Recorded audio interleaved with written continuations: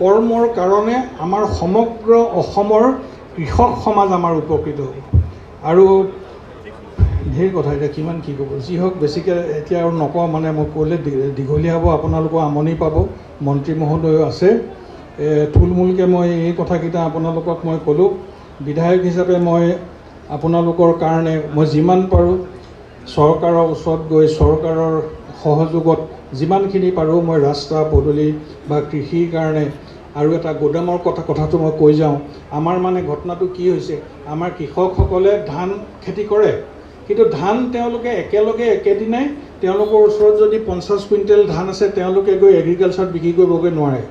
মুখ্যমন্ত্ৰীয়ে সুবিধাটো আমাক দিলে যে আসাম এগ্ৰিকালচাৰ মাৰ্কেটিং কৰ্পৰেশ্যনে আমাক ধান 2550 টকাকৈ আমাৰ ল'ব, কিন্তু ধানখিনি দিবলৈ যাওঁতে আমাৰ কমকৈতো আমাৰ কৃষকে দিব, আমাৰ দিয়ে তেওঁলোকে, নহ'লে ভঁৰালটো খালী হ'লে পইচাও শেষ হ'ব। গতিকে মই আজি এগ্ৰিকালচাৰ আমাৰ কৃষি মন্ত্ৰী মহোদয় আছে, মই এইটোৱে তেখেতৰ ওচৰত নিবেদন কৰিম যে আমাৰ ধান ল'ব পৰা গোডাউনৰ আৰু অলপ সংখ্যা বঢ়াওক আৰু গাঁৱৰ ল'ৰাবিলাকক ভেণ্ডৰ হিচাপে এটা কমিশ্যন দি 2550 টকাৰ ভিতৰতে 20 টকা 30 টকা বা 50 টকা কমিশ্যন দি গাঁৱৰ ল'ৰাই যাতে নগদ পইচা দি তেওঁলোকে তাত ধানখিনি বিক্ৰী কৰিব পাৰে। এনেকুৱা নহয় কোনোবাই ৱেষ্ট বেংগলৰ পৰা ধান আনি পেলাই এইবোৰ কাগজ পত্ৰ বনাই থাকোঁতেও বহুত জামেলা। আপোনালোকে নিজেই চিন্তা কৰক, আমাৰ কামেই হ'ব লাগে।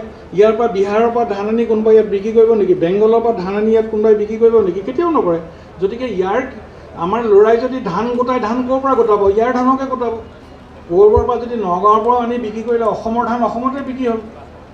গতিকে মই মন্ত্ৰী মহোদয়ক এইটো মই নিবেদন জনাইছোঁ, তেখেতে আমাক অলপমান গোদাম বনোৱাৰ ব্যৱস্থা কৰি দিয়ক আৰু ধানখিনি যাতে কমকৈ ধান আমাৰ ল'ৰাবিলাকে আনি নিজকে আত্মনিয়োজনত তেওঁলোকে নিয়োজিত কৰিব পাৰে, এইখিনি ব্যৱস্থা কৰক। আজি তেখেতে বহুত সময় আমাক তেখেতৰ মূল্যৱান সময় দি আজি প্ৰত্যেক বছৰে তেখেতে তিতাবৰলৈ আমাৰ ওচৰলৈ আহে। তেখেতক মই মোৰ ধন্যবাদ আৰু কৃতজ্ঞতা প্ৰকাশ কৰিছোঁ। তেখেতৰ সুস্বাস্থ্য আৰু সফল ভৱিষ্যতৰ মই ভগৱন্তৰ ওচৰত প্ৰাৰ্থনা জনাইছোঁ।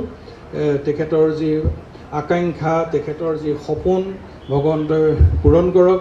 আপোনালোক সকলোৰে সুখ সমৃদ্ধি আৰু শান্তি সম্প্ৰীতি বাঢ়ক, ঈশ্বৰৰ ওচৰত প্ৰাৰ্থনা জনাই মই মোৰ এই দুআষাৰ ইয়াতে সামৰিছোঁ। ধন্যবাদ।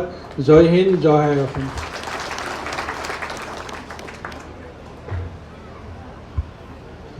ধন্যবাদ মহাশয়। এতিয়া লোকসভাৰ সাংসদ কামাখ্যা প্ৰসাদ। এতিয়া মই আমাৰ সন্মানীয় অসম কৃষি বিশ্ববিদ্যালয়ৰ উপাচাৰ্য ডক্টৰ বিদ্যুৎ চন্দ্ৰ ডেকা ছাৰক